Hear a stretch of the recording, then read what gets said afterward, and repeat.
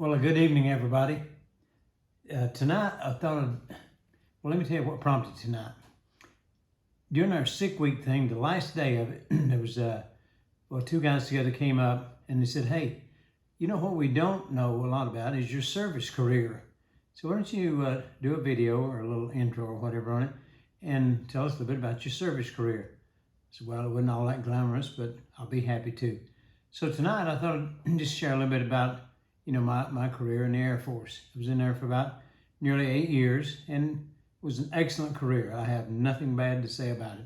Even the basic training, the technical training, any of it, I have nothing bad to say about it. Went into it, matter of fact, this is way back. This goes way back, y'all. This is back in 1964, the end of 63 and 64. And then we had the draft. Now, and you had to worry about that thing because there's a lot of stuff going on at that time, a lot of police action going on, police action leading to the Vietnam War. Well, anyway, they had the draft going on, and if your number come up, well, you went right into the Army. You wouldn't know unless you had some kind of extenuating circumstances. So I told my dad, I said, I think I'm going to go into the Air Force because I always had this thing. I always wanted to work on airplanes. He said, well, suit yourself. Now, he was in the Navy. He had spent quite a number of years in the Navy, and his brothers were in the Navy too during World War II. So he said, yeah, that'd be good. So I did. I joined up, got sworn in, and the basic training for the Air Force is down in San Antonio, at Lackland Air Force Base. Very nice place down there, and it's been that way for many, many years, so they're receptive to service people down there. But during the basic training, they put you through the ringer. Then they could really put you through the ringer. It'd be, they try to make you feel the worst that you could for no apparent reason on the thing. And it was just a test of your grit, I guess is what it amounts to. And, basic doesn't last forever. As soon as you're out of that, you go into technical school. And, they're right up in your ear, yelling and screaming stuff, and telling you all kind of bad stuff about your mom, your girlfriend, and everything else. But anyway, you get through that and you're going into technical school, and it gets a little bit better.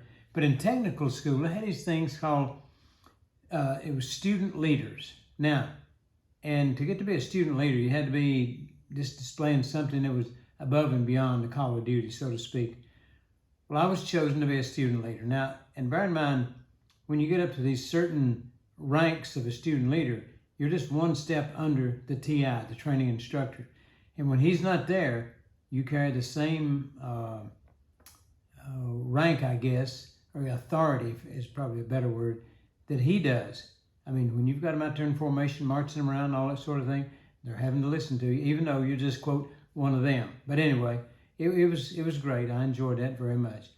And then got out of there and started to go to your permanent bases. Well, you get to your permanent bases and the war is looming bigger and bigger and bigger. And all of a sudden I get an order thing and it's got an APO number on it. Well, APO number tells you, if you knew what the numbers were on a thing, it lets you know where you were going. So I told my mom, I got an APO number, and she says, well, what does that mean? She said, oh, you're going to Vietnam, aren't you? And I kind of had a hankering that it was, but you don't want to be lying to your mother. So I said, I'm not 100% sure, but probably. And it was. So I spent some time over there. It was very different on a thing. No war is pretty, and you just make the best of what that it was. I worked on fighter aircraft over there, and it was, different duty altogether. And, you make the best of it on it. The conditions aren't that good.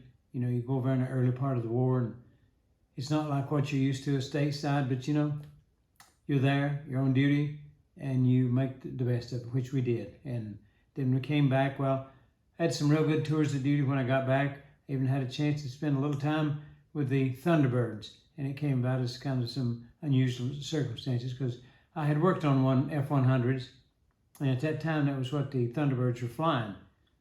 Well, they came up to Colorado to do a show there for the Air Force Academy where I was stationed. Nobody knew how to work on F-100s. So they put the call out, and I said, I do. So I got to do a weekend with them, and then the commander from down at Nellis Air Force Base where they were stationed asked if I'd like to come down, for a TDY down to there to see if that might pan out to where I could join them. Well, I didn't have enough time left in the service, but I did get to go down and spend a lot of time with them. And I tell you right now, the Thunderbirds, they get the royal red carpet rolled out to them. It's it's unbelievable.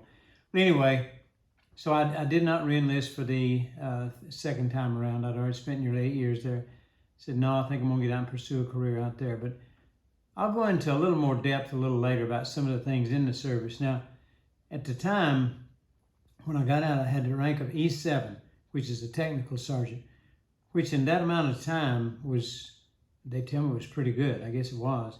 And, should I have stayed in? Of course. But those decisions, well, sometimes you're a little too young to make a good decision like that. But I thought maybe I'll just get out of this man's military and get out here and see what the civilian life is all about again.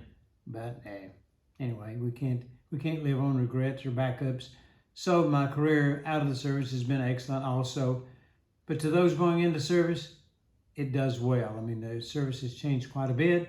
And this is not an ad for the service, by the way. The food's great. The duty's not that bad. And hey, it's a service to our country. So I'll do another one on the service and go into particulars on some of the aircraft themselves that I worked on. Everything from a T-33 trainer up to a F-4, which that was the last ones I worked on before I got out. But for now, that'll be it.